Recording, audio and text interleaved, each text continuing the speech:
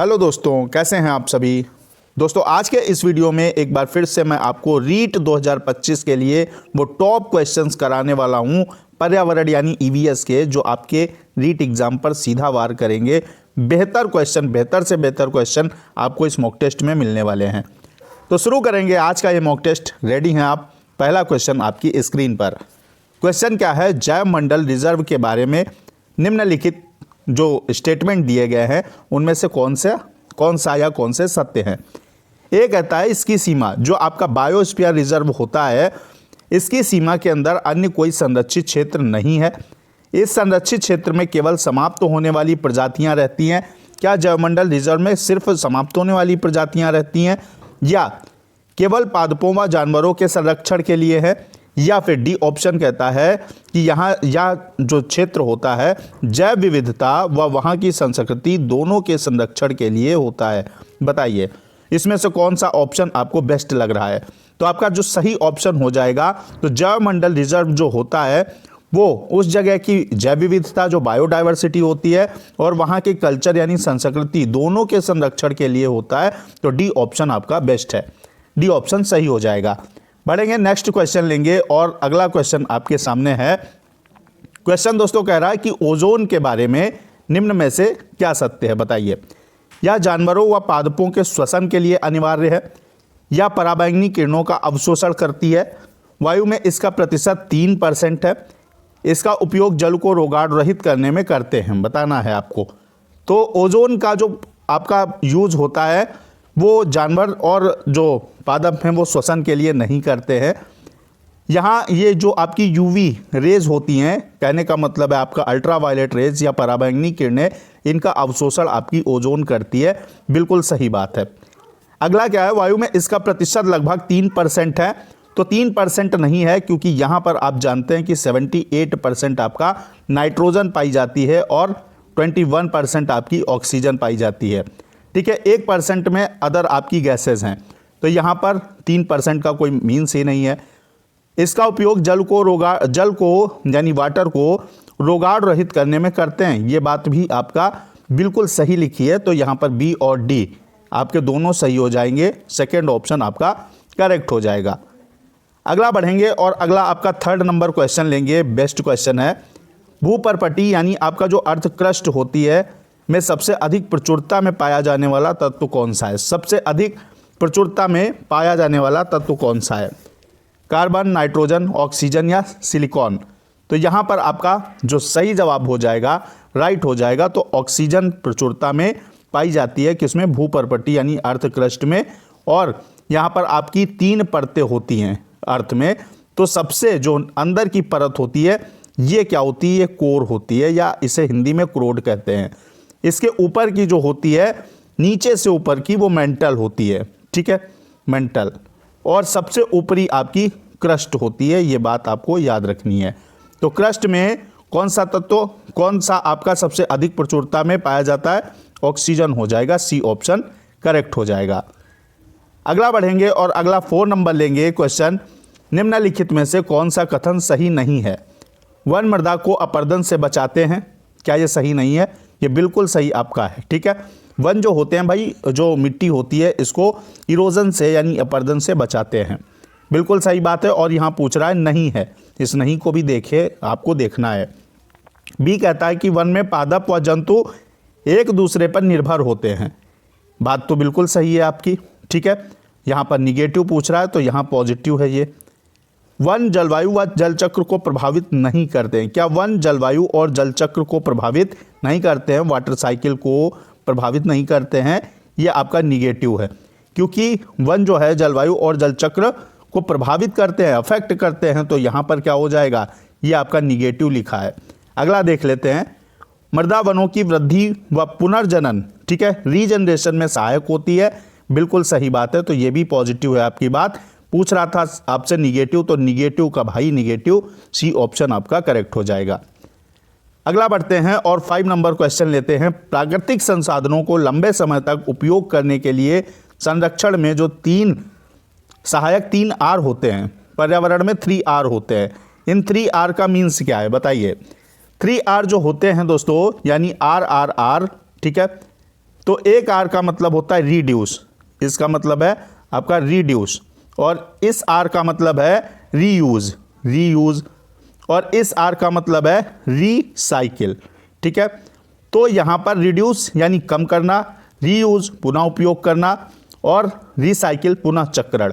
तो यहां पर डी ऑप्शन आपका क्या हो जाएगा, बिल्कुल करेक्ट हो जाएगा। यहां कम उपयोग, पुनः चक्रण, पुनः उपयोग, ये आपके 3R हो गए।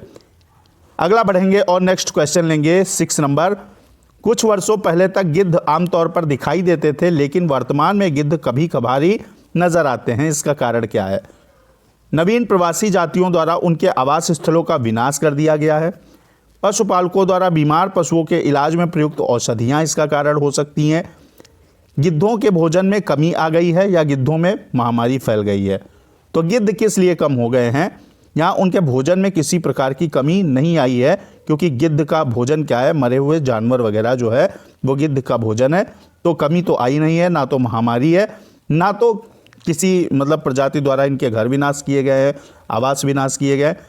गिद्ध कम होने का एक कारण सबसे बड़ा है कि पशुपालक जो मवेशी पालते हैं यानी अपने जानवर पालते हैं, उनके इलाज में एक दवाई यूज की जाती है डाइक्लोफेनिक। ठीक है, उस डाइक्लोफेनिक दवाई जो होती है उसके कारण ये मृत शरीर को खाते हैं, जिसको डाइक्लोफेनिक दी गई है उसे खाते हैं, और उसके कारण इनकी संख्या क्या है, कम होती जा रही है। तो बी ऑप्शन आपका करेक्ट हो जाएगा।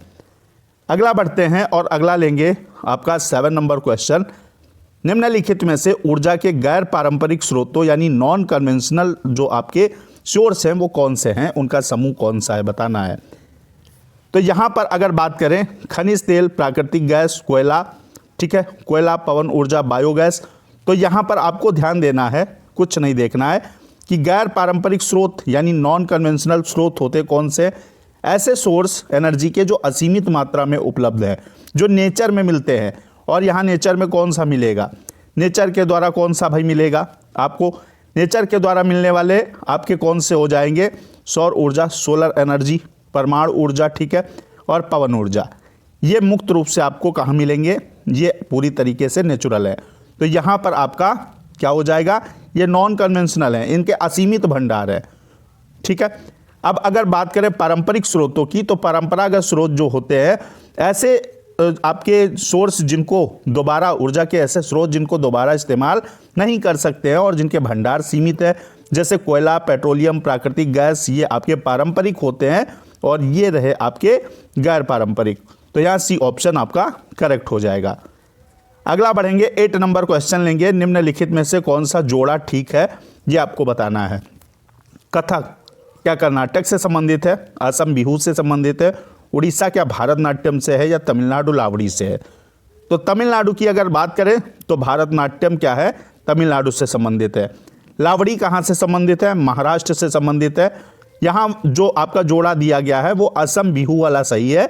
बाकी आपका कर्नाटक की अगर बात करते हैं तो यक्षगान आपका कर्नाटक से संबंधित, और कथक तो आपके उत्तर भारत से संबंधित है। ठीक है, उत्तर भारत या अगर उत्तर प्रदेश भी कह दें तो कोई दिक्कत नहीं है। ठीक है, यहाँ पर उड़ीसा का जो नृत्य है वो ओडिसी है, ये आपको याद रखना है।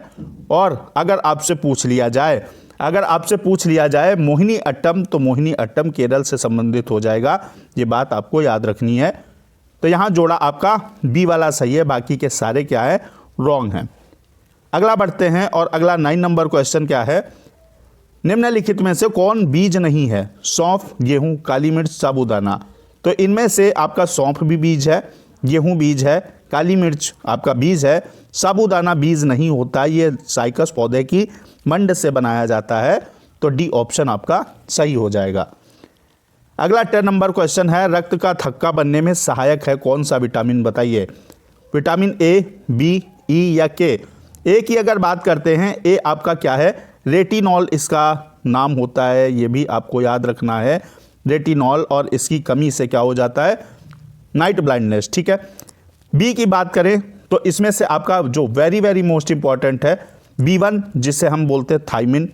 ठीक है, और अगर अगला आपका आ जाए तो B9 most important, folic acid, और यहाँ पर अगर बात करें B12 की तो इसे बोलते हैं साइनोकोबालामिन। ठीक है, इसका नाम आपको याद रखना है। B1, B9, B12 जरूर याद करना है। ई की अगर बात करें तो ई को बोलते हैं दोस्तों टोकोफेराल, इसका नाम है टोकोफेराल, ठीक है। इसकी कमी से बांझपन इत्यादि आपका रोग हो जाता है। के की अगर बात करते हैं तो रक्त का थक्का बनने में सहायक आपका क्या है, विटामिन के है, फ्लोक्विनान इसका नाम है, साइंटिफिक नेम है। तो यहां पर आपको याद रखना है एक बात कि जल में घुलनशील विटामिन और वसा में घुलनशील विटामिन कौन से हैं। जल में, भाई जल में है, गरीब है ना, तो जल में है, ठीक है। मान लो कोई गरीब है तो किस में खाना बना के खाएगा, पानी में खाएगा, तो BC यानी बेचारे हैं तो BC, ठीक है। BC जल हो गए।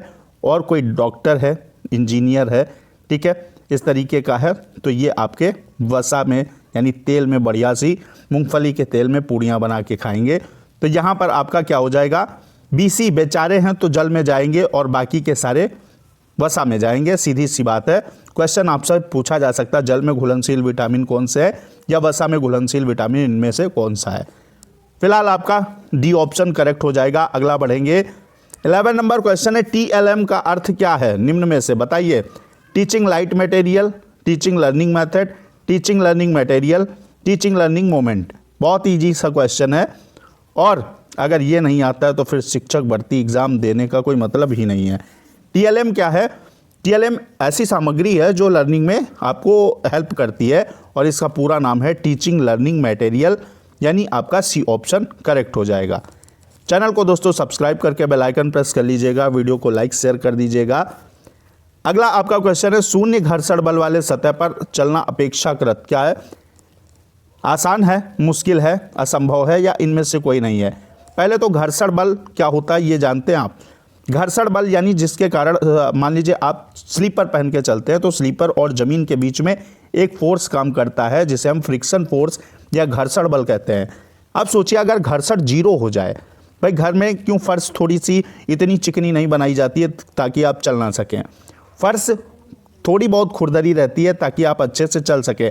अगर बहुत ज़्यादा चिकनी हो जाएगी तो चलना क्या हो जाएगा, मुश्किल हो जाएगा, आप रपट जाएंगे, ठीक है। लेकिन बात करते हैं अगर शून्य घर्षण हो जाए, जो कि आपका इम्पॉसिबल है, शून्य घर्षण हो जाए तो क्या चल पाएंगे, असंभव है, ठीक है।